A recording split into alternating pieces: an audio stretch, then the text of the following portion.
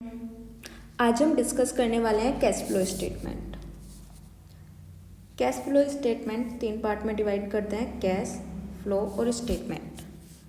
यहाँ पे स्टेटमेंट का मतलब क्या है, हमने फाइनेंशियल स्टेटमेंट की जब मैंने आपको इंट्रोडक्शन वीडियो बनाई थी उसमें भी बताया था कि स्टेटमेंट का मीनिंग क्या होता है। वो फैक्ट या स्टेटमेंट जिनमें इंफॉर्मेशन, वो फैक्ट या सेंटेंस या फिर वो रिकॉर्ड्स जो इंफॉर्मेशन प्रोवाइड करते हैं, वो क्या होते हैं आपके स्टेटमेंट। फ्लो, और फ्लो कैसे होता है, एक बिजनेस की बात करें तो यहाँ पे फ्लोस का मतलब इनफ्लो और आउटफ्लो से है। ओके, और कैश, यहाँ पे कैश का मतलब है कैश एंड कैश इक्विवेलेंट, मतलब कैश और कैश के समान जो है, इसके बारे में डिस्कस करेंगे। कैश और कैश इक्विवेलेंट क्या होता है, या पहले मैं आपको बता ही देती हूँ कैश और कैश इक्विवेलेंट होते क्या हैं।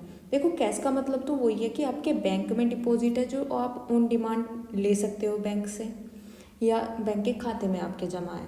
और आपका कैश हो गया जो आपकी इन हैंड कैश है, वो वे दोनों तो कैश में आ गए। और कैश इक्विवेलेंट में क्या आएगा, वो शॉर्ट टर्म इन्वेस्टमेंट या वो शॉर्ट टर्म में रिसीव होने वाला कैश। जैसे कि इसके लिए मिनिमम लिमिट होती है 3 महीने, मतलब ऐसा कोई भी आपका सिक्योरिटी या फिर कोई भी इंस्ट्रूमेंट जो 3 महीने में लिक्विडेट हो जाएगा, मतलब आपको कैश मिल जाएगा या उससे कम पीरियड में, तो वो आपका कैश इक्विवेलेंट के अंदर आता है, जैसे कि ट्रेजरी बिल और कॉमर्शियल पेपर। ओके, तो आपका क्या हो गया कैश और कैश इक्विवेलेंट फ्लो स्टेटमेंट। तो इसका मीनिंग हुआ आपका जो कैश है ना, उसका इनफ्लो और आउटफ्लो की इंफॉर्मेशन प्रोवाइड कराता है आपका कैश फ्लो स्टेटमेंट। अब आपको इसका मीनिंग समझ में आ गया तो इसके आगे के सारे कॉन्सेप्ट बहुत अच्छे से समझ में आ जाने हैं। कैश का मतलब कैश और कैश इक्विवेलेंट, फ्लो का मतलब इनफ्लो और आउटफ्लो, मतलब मनी आ रही है और मनी जा रही है। स्टेटमेंट का मतलब इंफॉर्मेशन। अब आपका जो कैश फ्लो स्टेटमेंट होता है ये पास्ट रिकॉर्ड पे बेसिस होता है, मतलब एक स्पेसिफाइड पीरियड लिया, टाइम पीरियड लिया जाता है और देखा जाता है उस टाइम पीरियड के बीच में क्या इनफ्लो हुआ है और क्या आउटफ्लो हुआ है, मतलब कितना कैश आपके कंपनी या फर्म से बाहर गया है और कितना कंपनी और फर्म में आया है। ओके, तो ये क्या दिखाता है, नेट चेंज दिखाता है कि आपका नेट चेंज कितना हुआ। स्टार्टिंग में आपके पास कैश इतना था और उसके रीज़न बताता है कि किस किस रीज़न से आपका कैश कम हुआ या ज़्यादा हुआ। तो आपके पूरे टाइम पीरियड में आपका कैश में कितना चेंज हुआ और किस कारण से हुआ, ये स्टेटमेंट उसकी इंफॉर्मेशन देता है। ओके, देखो यहाँ पे लिखा है net change in cash and cash equivalent. अब आपका कैश फ्लो स्टेटमेंट बनाने का जो फॉर्मेट है कि आप किस तरह से बनाते हैं, तो हमारे इंडिया में अकाउंटिंग स्टैंडर्ड 3 में जो फॉर्मेट दिया गया है उसके अकॉर्डिंग हम अपना कैश फ्लो स्टेटमेंट बनाते हैं। जो स्टेप उसमें दिए गए हैं हम सारे स्टेप डिस्कस करेंगे। आप एक बार इसका फॉर्मेट देख लें, सिंपल, जो मतलब मैंने की टर्म यूज़ किया है। वैसे तो फॉर्मेट बहुत बड़ा है, लेकिन मैं आपको ये बताती हूँ, इसके बाद मैं इसके अंदर के टर्म्स बताऊँगी और तब हम बड़े वाला जो फॉर्मेट है इन रियल जो आपको बनाना पड़ेगा हम उस पर जाएंगे। तो आपका क्या होता है फॉर्मेट में, अगर सिंपल वर्ड में बात करें तो आपके फॉर्मेट में होगा, देखो ये तो हो गया आपका फॉर्मेट। ये होता है कि आपको ऑपरेटिंग एक्टिविटीज़ से जो कैश का फ्लो हुआ, मतलब जो कैश आउटफ्लो हुआ उसमें से कैश का इनफ्लो जो हुआ, कैश का जो इनफ्लो हुआ उसमें से लेस कर दो कैश का जो आउटफ्लो हुआ, मतलब जो हमें कैश मिला उसमें से लेस कर दो जो हमें कैश पे करना पड़ा, तो वो आ जाएगा आपका ऑपरेटिंग एक्टिविटीज़ से। फिर कैश इन्वेस्टिंग एक्टिविटी और थर्ड फाइनेंसिंग एक्टिविटी, तीनों से निकाल लेंगे इनफ्लो आउटफ्लो। ये तीनों एक्टिविटी होती हैं ऑपरेटिंग, इन्वेस्टिंग और फाइनेंसिंग। तीनों एक्टिविटी बताऊंगी कौन सी एक्टिविटी में किस तरह के आइटम आते हैं। तीनों एक्टिविटीज़ का निकाल लिया हमने नेट चेंज, कि हमारे पास नेट लॉस आया या नेट प्रॉफिट आया कैश में। जो टोटल आया उसको सम अप कर देंगे, तो हमारा टोटल इंक्रीज या डिक्रीज आ जाएगा in cash and cash equivalent में। ओके, आ गया। उसके बाद जो बिगनिंग में कैश और कैश इक्विवेलेंट हमारे फर्म के पास थे वो ऐड कर देंगे। ऐड करने के बाद जो आपका कैश एंड कैश इक्विवेलेंट है एट द एंड वो आपको मिल जाएगा, मतलब पीरियड के एंड में आपके पास कितना कैश और कैश इक्विवेलेंट है। तो सिंपल फॉर्मेट ये है, लेकिन इसके अंदर के टर्म आते हैं और पूरा प्रोसेस होता है। इन सिंपल वर्ड बात करूँ, देखो पहले तो हम समझेंगे इसमें कि आपके ये तीनों टर्म ऑपरेटिंग एक्टिविटी, इन्वेस्टिंग और फाइनेंसिंग। सबसे पहले डिस्कस करते हैं ऑपरेटिंग एक्टिविटीज़ से। ऐसे स्टार्ट करें। सबसे पहले क्या है आपकी ऑपरेटिंग एक्टिविटीज़। क्या होती है ऑपरेटिंग एक्टिविटीज़? तो जो आपकी ऑपरेटिंग एक्टिविटीज़ होती है ना, ये मेन रिसोर्स होती हैं, मतलब आपकी रिवेन्यू जनरेट की मेन एक्टिविटी होती हैं। जैसे कि कोई कपड़े बेचने का बिजनेस कर रहा है कोई पर्सन, तो जो कपड़ों की सेल्स होगी, कपड़ों की सेल होगी, सेल ऑफ क्लॉथ, वो आपकी ऑपरेटिंग एक्टिविटी होगी, मतलब मेन एक्टिविटी होगी।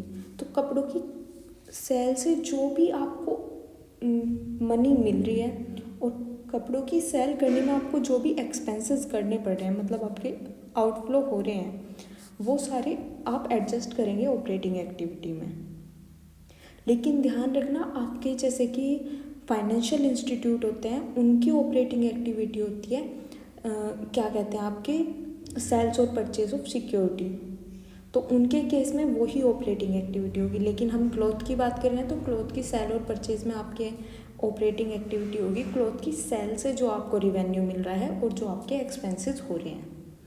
ठीक है, तो इसमें अगर हम सिंपल बात करें तो आपका, अगर हम क्लॉथ ऑफ सेल्स करें तो इसमें ऑपरेटिंग एक्टिविटी में क्या क्या आइटम आएंगे? तो आपकी सेल्स से जो रिवेन्यू जनरेट हो रहा है, सेल्स रिवेन्यू, देन आपको कोई भी कमीशन मिल रही है या कोई भी रिवेन्यू मिल रहा है इससे अलग, जैसे कि मतलब इसमें कौन सा आएगा, सेल करें आप क्लॉथ की, मैन्युफैक्चरर से क्लॉथ ला रहे होंगे और तब सेल कर रहे होंगे, तो मैन्युफैक्चरर से ने आपको एक ऑफ़र दे दिया कि अगर आप इतने प्रोडक्ट की सेल करते हैं हमारे, तो हम आपको इतना कमीशन देंगे या फिर आपको इतनी डिस्काउंट दे देंगे कुछ प्रोडक्ट्स पे।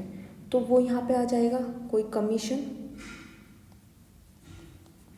अब यहाँ पे कमीशन आई आपके क्लॉथ के केस में, लेकिन रॉयल्टी हुई आपके उससे रिलेटिव, या कोई अदर रिवेन्यू हुआ, या कोई फीस हुई जो आपको टारगेट देते हैं और इतना पे कर देंगे हम, तो वो भी आपकी मेन एक्टिविटी से रिलेटेड है, तो आपकी इसी में आएगी। इसके बाद अगर हम बात करें आपका, तो आपके वो क्या कहते हैं, आपके जो गुड्स परचेज करे आपने, मतलब क्लॉथ सेल करे लेकिन परचेज भी तो करे थे मैन्युफैक्चर से, तो मैन्युफैक्चर से क्लॉथ को परचेज करना, वो भी आपकी क्या हो गई, ऑपरेटिंग एक्टिविटी।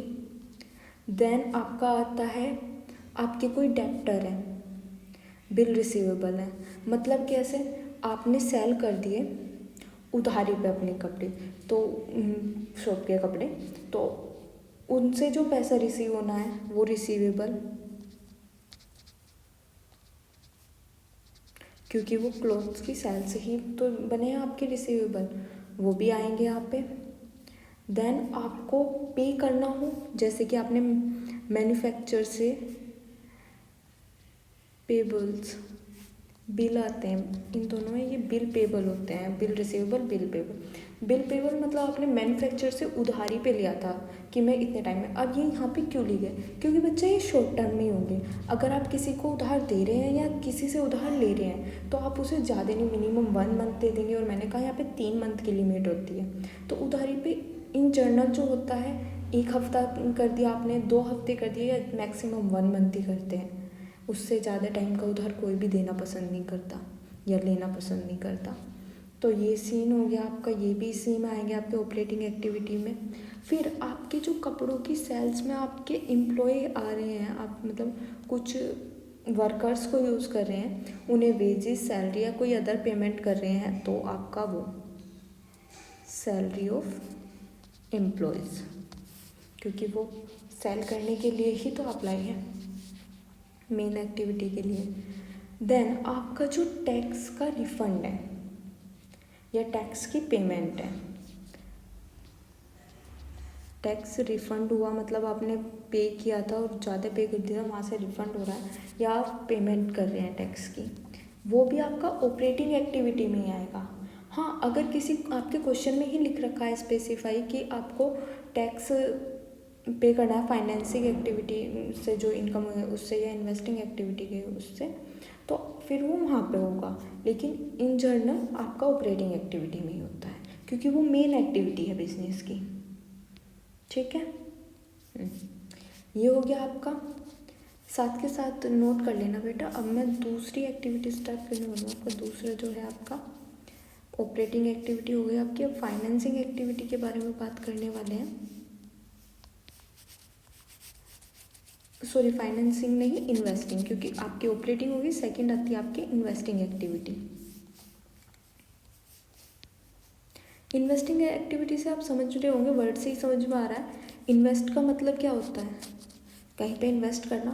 अब मेन बिजनेस तो सेल्स करना है, लेकिन हमारा प्रॉफिट हो रहा है, हम सोच रहे हैं कि कहीं और भी इन्वेस्ट कर दे ताकि हमारा प्रॉफिट और बढ़े, तो वो सारी एक्टिविटी हम इन्वेस्टिंग एक्टिविटी में लेते हैं।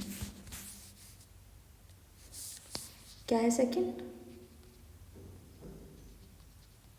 Investing activities. ओके, तो इसमें क्या आएगा, इन्वेस्टिंग में आपकी जो इन्वेस्टिंग एक्टिविटी होगी, हम कर सकते हैं अपनी बिजनेस के लिए कोई फिक्स एसेट ले लें, मतलब कोई मशीन, कोई फर्नीचर सॉरी, एंड कोई प्लांट या फिर कुछ और फिक्स एसेट। तो किसी फिक्स एसेट में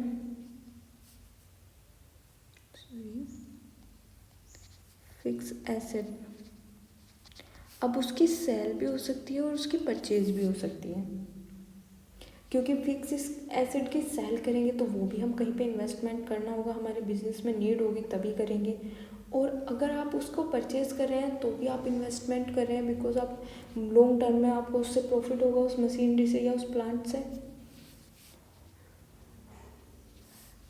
यहाँ पे क्यों लेते हैं, अगर हमारे उस टाइम पीरियड में हमने कोई मशीनरी सेल की है या परचेज की है, तो यहाँ पे हम रिकॉर्ड करेंगे, क्योंकि वो करंट होगा ना मनी, तो उसकी करंट में ही मिली होगी ना इस करंट ईयर में। देन आता है आपका जो आपकी सिक्योरिटीज़ होती हैं, मतलब आप शेयर्स में इशू कर सकते हैं, किसी और कंपनी के शेयर खरीद सकते हैं, वारंट खरीद सकते हैं,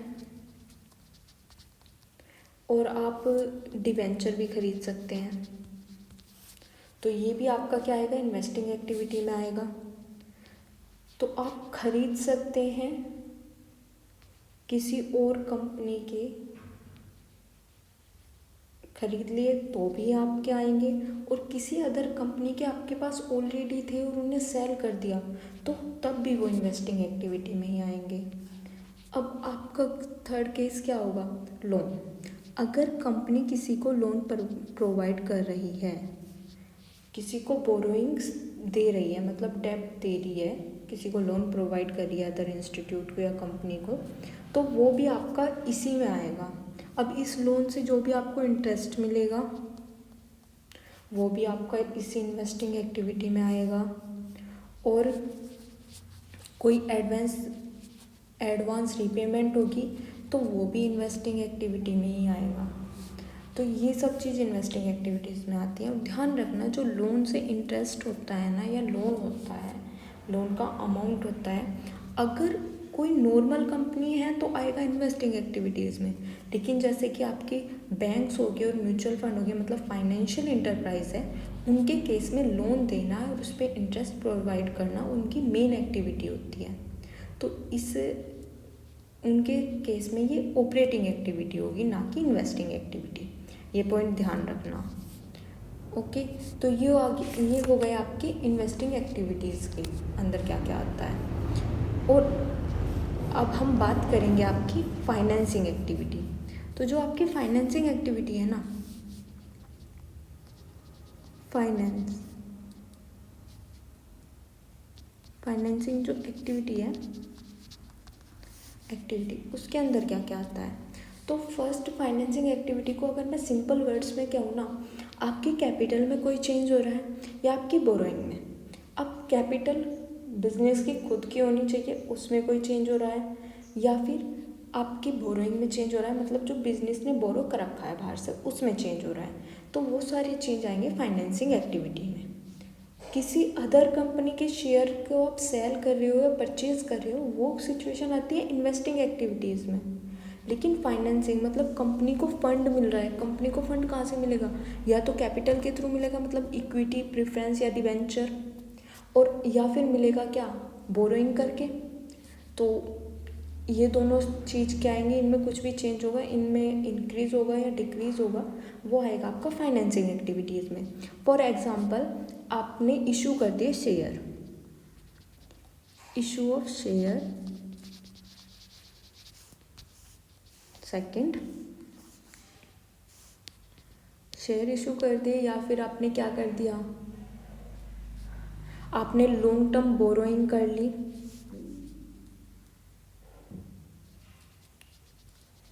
लॉन्ग टर्म के लिए बोरोइंग कर ली। देन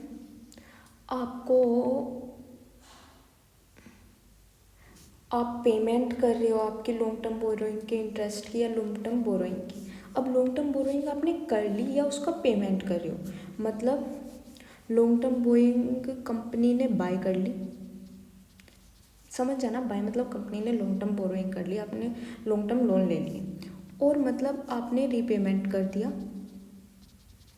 मतलब आपके अब बहुत टाइम से लोन चल रहा था और अब उसकी टाइम लिमिट आ गई कि इतने टाइम के लिए था, तो आपने उसका रीपेमेंट कर दिया, मतलब पेमेंट दे दिया, तो वो भी यहाँ पे ही आएगा।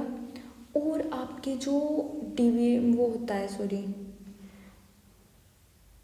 इंटरेस्ट होता है, इन पे देते हैं आप अपने लॉन्ग टर्म बोरोइंग पे या शॉर्ट टर्म बोरोइंग पे। शॉर्ट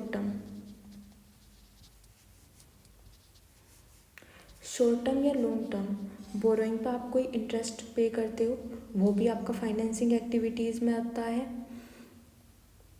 और अगर आप कोई प्रीलिमिनरी एक्सपेंसेस कर रहे हो इशू करने में, शेयर्स को, शेयर इशू करें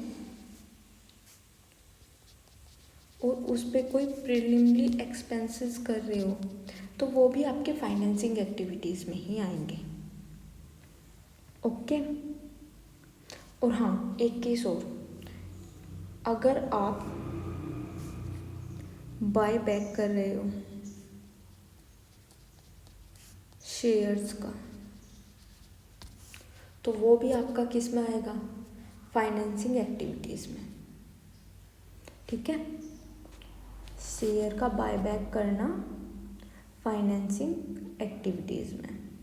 बायबैक का क्या मतलब होता है कि जो कंपनी ने सेल कर दिए थे अपने शेयर मार्केट से, उन्हें दोबारा खरीदना।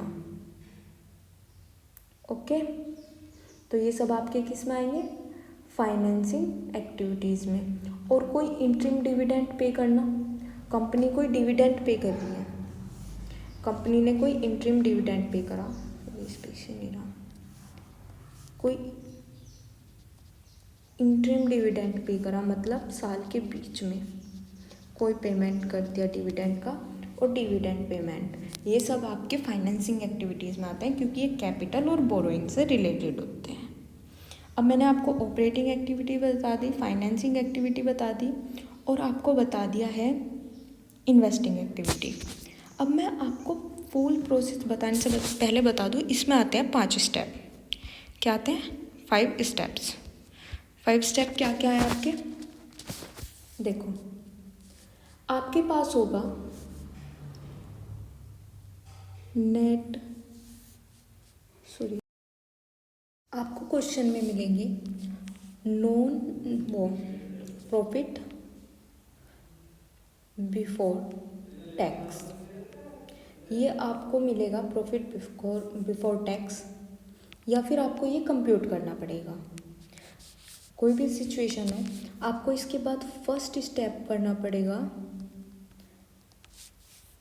जैसे आपको मिल गया प्रॉफिट बिफोर टैक्स, तो इसमें फर्स्ट स्टेप होगा आपका adjustment of non cash and non operating items.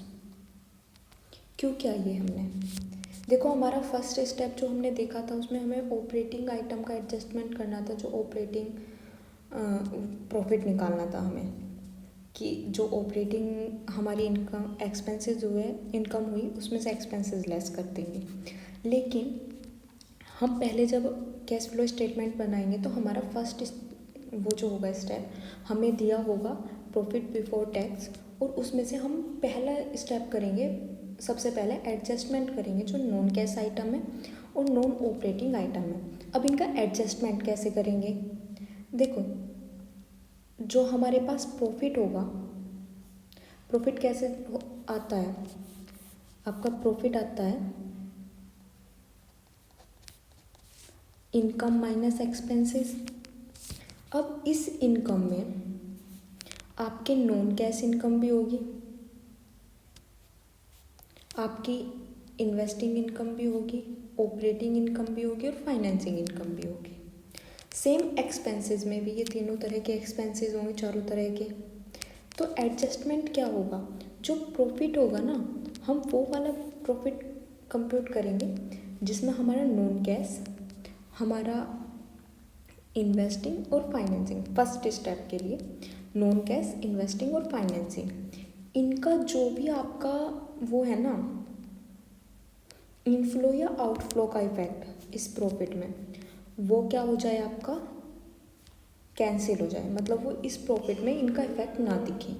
तो हम क्या करेंगे, जो हमारे इनफ्लो हुआ है, मतलब कंपनी में प्रॉफिट, इनफ्लो से ही तो प्रॉफिट आया होगा, तो उसका जो हमें इफेक्ट करना पड़ेगा, इसमें से हटाना पड़ेगा इनफ्लो का, नॉन कैश का, इन्वेस्ट का और फाइनेंस का।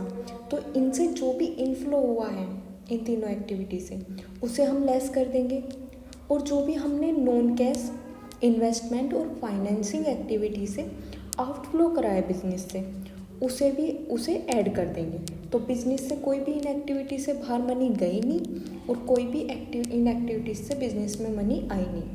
तो उसके इनका एडजस्टमेंट करने के बाद जो प्रॉफिट बचेगा वो ऐसा प्रॉफिट बचेगा जिसमें ना ही तो इन एक्टिविटीज़ से इनफ्लो का आपको कोई इफेक्ट दिखेगा और ना ही आउटफ्लो का।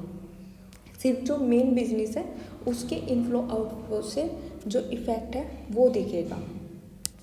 ओके, तो सिर्फ हमें इफेक्ट इनफ्लो और आउटफ्लो का जो इस प्रॉफिट में रहे ना, माइनस हो जाए, इसलिए हमें क्या करना होगा, जो भी इन एक्टिविटीज़ से इनफ्लो आया उसे तो माइनस कर देंगे, ये मानेंगे कि कुछ आया ही नहीं है, और जो आउटफ्लो हुआ है उसे ऐड कर लेंगे, ताकि एक्टिविटीज़ से जो आउटफ्लो हुआ है उसका भी इफेक्ट माइनस हो जाए, वो ऐसा ही लगे कि कंपनी में ही है। ओके, फर्स्ट स्टेप में ये होगा। तो क्या करेंगे हम, ऐड तो करेंगे, ऐड क्या ऐड करेंगे, all item related to non cash and non operating expenses. अब इसमें क्या होगा आपका, जैसे कि डेप्रिसिएशन है, नॉन कैश आइटम है, ऐड कर देंगे। आपका इंटरेस्ट इनकम है या डिविडेंड इनकम है तो वो आपकी नॉन ऑपरेटिंग है, और आपने डाउटफुल डेब्ट को डिक्रीज़ कर दिया, प्रोविज़न ऑफ डाउटफुल डेब्ट, तो वो आपकी नॉन कैश इनकम है, तो उसे लेस कर देंगे। तो लेस क्या करेंगे, अब लेस कर देंगे income, non cash income, non cash और नॉन ऑपरेटिंग एक्सपेंसेस, मतलब आपकी कोई इन्वेस्टमेंट से इनकम हो रही है और आपकी कोई फाइनेंसिंग से इनकम हो रही है, या फिर कोई आपकी हो रही है आपकी नॉन कैश से इनकम, फाइनेंसिंग से और इन्वेस्टिंग से, तो वो आप इसमें ऐड कर देंगे। ऑपरेटिंग की नहीं करनी है, ये ध्यान रखना है। ये स्टेप पूरा करने के बाद आप सेकंड स्टेप पे आते हैं। इसके बाद जो भी आपके जो अमाउंट आई, इसके बाद जो भी आपकी अमाउंट आई आप उस प्रॉफिट को लेंगे, ठीक है, और ये जो भी प्रॉफिट आएगा बिफोर टैक्स ही रहेगा, क्योंकि हमने टैक्स तो इसमें से लेस नहीं करा। सेकंड स्टेप पे पहुँचेंगे। सेकंड स्टेप में क्या होगा, स्टेप 2। इसमें अब हम करेंगे जो ऑपरेटिंग इनकम है, ऑपरेटिंग इनकम लेंगे, मतलब ऑपरेटिंग इनकम तो इस प्रॉफिट में ऐड करेंगे और इस प्रॉफिट में से लेस कर देंगे क्या, आपका ऑपरेटिंग एक्सपेंसेस। ओके, जो मेन बिजनेस से आपकी इनकम हो रही है या एक्सपेंसेस हो रहे हैं। इन सिंपल वर्ड बताऊँ तो ये आपको करने की ज़रूरत नहीं पड़ती। यहाँ पे सिर्फ जो वर्किंग कैपिटल रह जाती है ना, बिजनेस की वर्किंग कैपिटल रह जाती है, उसकी इनकम और एक्सपेंसेस, मतलब उससे हमारी इनकम बढ़ी या घटी, मतलब सिर्फ उसका इफेक्ट जो रह जाता है, चेंज, वो करना पड़ता है। Operating income due to working capital और due to working capital expenses, सिर्फ वो करते हैं। वर्किंग कैपिटल से जो इनकम होगी ऑपरेटिंग, वो ऐड कर देंगे और वर्किंग कैपिटल से जो ऑपरेटिंग एक्सपेंसेस होंगे वो लेस कर देंगे, क्योंकि हमने जो नेट प्रॉफिट आया था, नेट चेंज ही मान लो वही हमारी इनकम और एक्सपेंडिचर का, तो उसमें से हमने क्या करा था, हमने नॉन कैश एक्सपेंसेस को तो ऐड कर दिया था, मतलब इनफ्लो जो नॉन कैश और नॉन ऑपरेटिंग एक्सपेंसेस थे उनके इनफ्लो को, मतलब उनके आउटफ्लो को बिल्कुल उसमें से कैंसिल कर दिया था और इनफ्लो को हमने लेस कर दिया था। जो अदर ऑपरेटिंग एक्टिविटीज़ से इनफ्लो थे, तो सिर्फ उसमें जो चेंज बचा, प्रॉफिट का जो चेंज आया सिर्फ ऑपरेटिंग एक्टिविटी का बचा। अब उसमें जो हमें एडजस्टमेंट करनी है सिर्फ वर्किंग कैपिटल की। स्टेप 2 में क्या करना है, हमें सिर्फ वर्किंग कैपिटल की एडजस्टमेंट करनी है। ये करने के बाद आपके पास जो अमाउंट आएगी,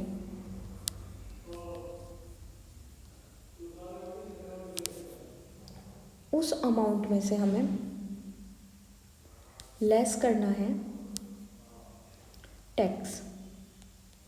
जो आपका इनकम टैक्स होगा उसे लेस कर देंगे, जो आएगा वो आपका आ जाएगा ऑपरेटिंग प्रॉफिट या फिर cash generate from operating activities, ये जो अमाउंट आएगी। ओके, या तो आप ये कह सकते हैं या ये कह सकते हैं। वैसे जो सेकंड है cash generate from operating activity, वो ही रिलीवेंट है, जो आप अपनी कैश स्टेटमेंट में यूज़ करते हैं। सेकंड स्टेप भी हो गया। अब क्या करेंगे, थर्ड स्टेप में, स्टेप थर्ड में क्या करेंगे, देखो आपकी ऑपरेटिंग एक्टिविटी से जो कैश जनरेट हुआ वो निकल गया। अब आप सेपरेट जो आपकी कैश फ्लो है ना, इन्वेस्टिंग एक्टिविटीज़, उसको कंप्यूट कर लेंगे। मतलब ऊपर की प्रॉफिट से कोई मतलब नहीं रखना। अब आपको जो भी आपकी इन्वेस्टमेंट से इनकम हुई है उन्हें सबको ऐड करो। इन्वेस्टमेंट इनकम ऐड कर ली, उसमें से लेस कर दिए इन्वेस्टमेंट के एक्सपेंस। तो जो अमाउंट आएगी दोनों को कंप्यूट करने के बाद वो आ जानी है आपकी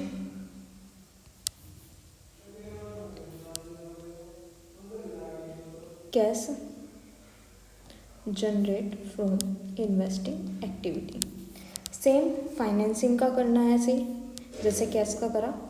स्टेप कौन सा था आपका, थर्ड हो गया ना, फोर्थ स्टेप में भी आपको क्या करना है, सेम फाइनेंसिंग का करना है। स्टेप फोर्थ में क्या करना है, जो आएंगे आपकी फाइनेंसेस से इनकम, उसमें से लेस कर देना है एक्सपेंसेस फाइनेंस से रिलेटेड, और आपके पास आ जाएगी cash generate from financing activities. Okay, अब स्टेप 5 में क्या करेंगे आप, जो आपका स्टेप 1 वो आपका स्टेप 2, 3 और 4, मतलब operating income, operating cash flow, आपका इन्वेस्टिंग कैश फ्लो और फाइनेंसिंग कैश फ्लो, तीनों को ऐड कर देंगे। बिजनेस के बिगनिंग में जो आपका कैश फ्लो आपका जो मतलब बिगनिंग में कैश और कैश इक्विवेलेंट थे ना ईयर के बिगनिंग में, उन्हें ऐड कर देंगे। जो पूरा सम अप आएगा वो आ जाएगा आपका cash and cash equivalent at the end of year. Okay, तो इस तरह करना है। अब हम इसका फॉर्मेट देख लेते हैं जो हमारी बुक में दिया गया है। देखो, सबसे पहले आपका क्या है, नेट प्रॉफिट बिफोर टैक्स। वही मैंने आपको बताया था कि स्टार्टिंग में या तो मिलेगा या फिर आपको कंप्यूट करना पड़ेगा। अब नेट प्रॉफिट बिफोर टैक्स को आप कैसे कंप्यूट कर सकते हैं? अब इसमें अगर डिविडेंड लेस करके आपको दे रखा है और टैक्स, तो डिविडेंड ऐड कर देंगे और टैक्स ऐड कर देंगे और आपको मिल जाएगा नेट प्रॉफिट। ये सिंपल बात करें तो आपको करंट ईयर का नेट प्रॉफिट दे रखा है, तो आपका जो रिजर्व और सरप्लस में कुछ ट्रांसफ़र कर रखा है उसे ऐड कर लेंगे।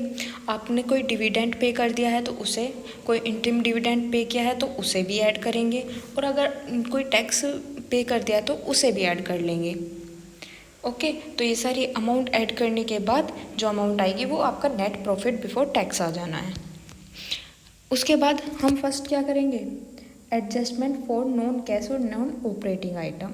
नॉन कैश और नॉन ऑपरेटिंग आइटम, अब मैंने आपको इन सिंपल तो बता दिया था। नॉन कैश और नॉन ऑपरेटिंग मतलब एडजस्टमेंट ऑफ नॉन कैश और इन्वेस्टिंग और फाइनेंसिंग आइटम।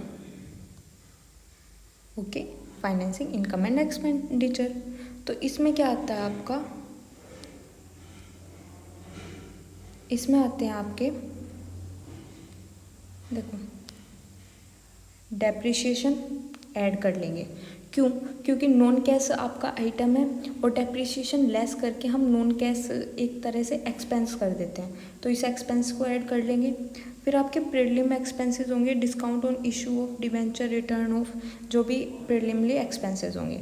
फिर आपकी कोई गुडविल होगी, non cash item, patent non cash item, trademark amortized, या फिर, तो ये तीनों नॉन कैश होते हैं, इंटेंजिबल होते हैं, लेकिन इनकी अमाउंट हम उसमें शो करते हैं आपकी गुडविल और ये सब चीज़ों की, तो इनके भी जो भी एक्सपेंसेस होंगे उन्हें ऐड कर लेंगे।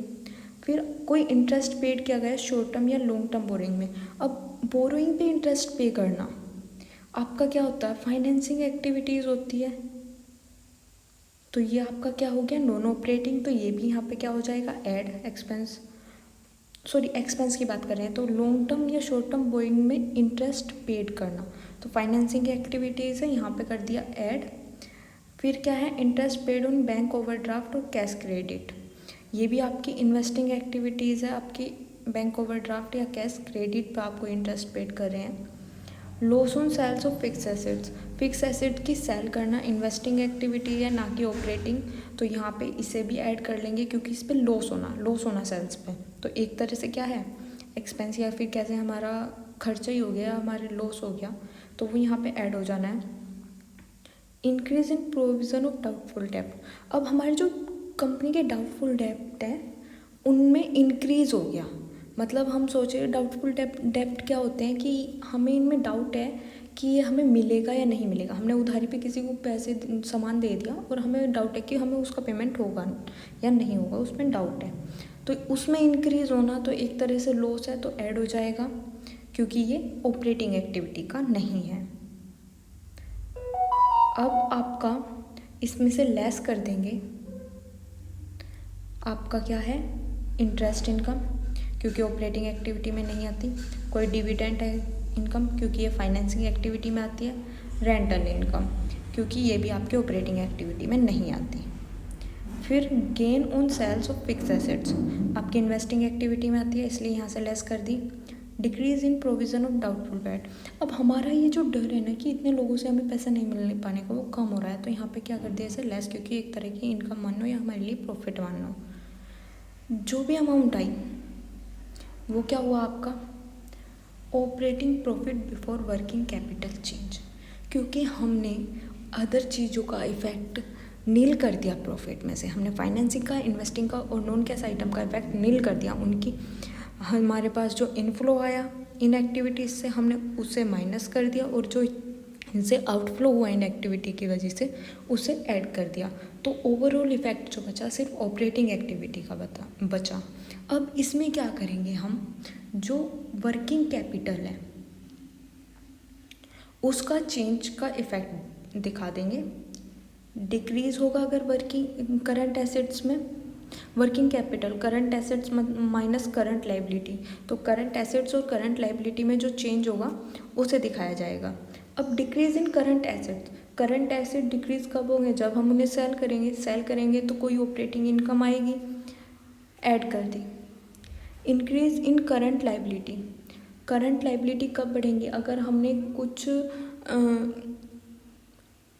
लोन ले लिया या कोई हमने करंट में, जैसे हमने क्लॉथ की बात करी थी, तो हमने करंट में क्लॉथ परचेज कर लिया हमने उधार पे बेचने के लिए मैन्युफैक्चर से, तो वहाँ पे हमारी लाइबिलिटी बढ़ गई, तो हमारा कैश तो बढ़ा ना हमारे बिजनेस में, तो यहाँ पे इंक्रीज इन लाइबिलिटी होगा आपका, ये भी ऐड। लेकिन अगर आपका इंक्रीज इन करंट एसेट्स आ रहा है, मतलब जो करंट एसेट्स हैं वो इंक्रीज़ हो रहे हैं, तो हमने परचेज़ कराया तो कैश गया कंपनी से, कैश गया तो माइनस कर दिया। अब डिक्रीज़ इन करंट लाइबिलिटी मतलब हमारे पास कोई लाइबिलिटी थी, हमने वो दे दी, पे कर दी, तो हमारे यहाँ पे डिक्रीज़ हो जाएगी, क्योंकि पेमेंट करेंगे तो हमारा कैश कम होगा।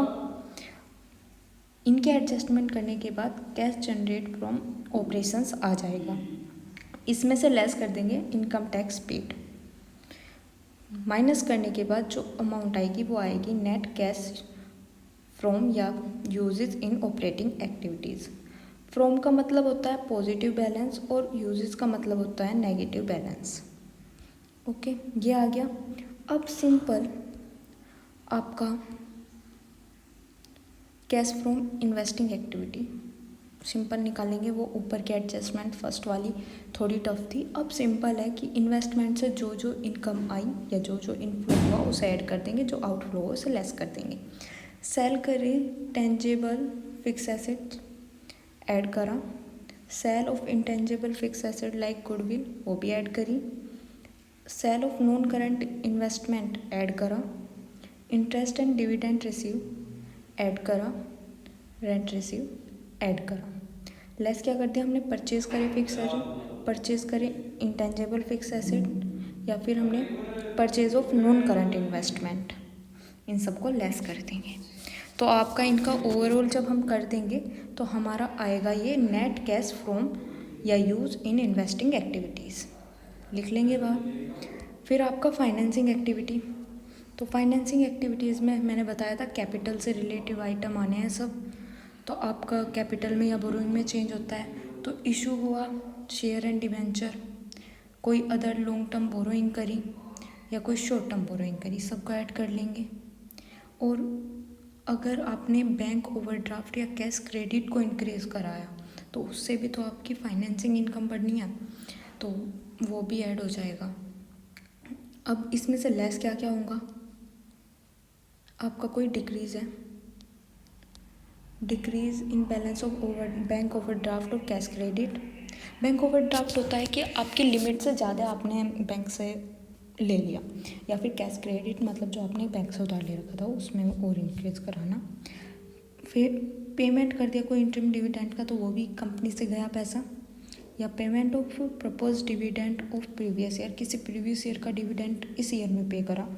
या फिर interest paid on short term और लॉन्ग टर्म बोरोइंग, या interest paid on bank overdraft या कैश क्रेडिट। हाँ, क्योंकि ऊपर जो हमने फाइनेंसिंग करी थी उनमें जो एक्सपेंसेस लग रहे हैं, इंटरेस्ट हो गया, डिविडेंड हो गया, या फिर रीपेमेंट ऑफ लोन, या फिर आपके डिवेंचर या डिविडेंड, एंड आपका रिडेम्पशन ऑफ डिवेंचर और प्रेफरेंस शेयर। हाँ, प्रेफरेंस शेयर या डिवेंचर का हमारा रिडीम टाइम होता है, प्रेफरेंस शेयर का मतलब मैक्सिमम टाइम 20 ईयर होता है, उससे ज़्यादा हम नहीं इशू कर सकते उससे ज़्यादा टाइम के लिए प्रेफरेंस शेयर। ऐसे डिवेंचर की भी लिमिट होती है, तो जो उनका टाइम होता है उसमें उनकी रिडेम्पशन कर देते हैं, मतलब प्रिंसिपल प्लस इंटरेस्ट की वैल्यू हम पे कर देते हैं, तो वो भी आपकी अमाउंट इसके अंदर आ जानी है। ये सब लेस होने के बाद जो बचेगा वो होगा नेट कैश फ्रॉम या यूज़ इन फाइनेंसिंग एक्टिविटीज़। अब हमें करना है अपना फिफ्थ स्टेप। फिफ्थ स्टेप में ऊपर जो हमारा ए, बी और सी तीनों ऑपरेटिंग, इन्वेस्टिंग और फाइनेंसिंग एक्टिविटी से जो भी कैश का फ्लो आया उनको ऐड कर देंगे। देन उनमें ऐड करेंगे cash and cash equivalent in the beginning of year. Add करने के बाद जो अमाउंट आएगी वो आ जाएगी आपकी cash and cash equivalent at the end of year. Okay, तो ये आपकी फाइनेंशियल स्टेटमेंट हो गई, आपको इस तरह से बनानी है।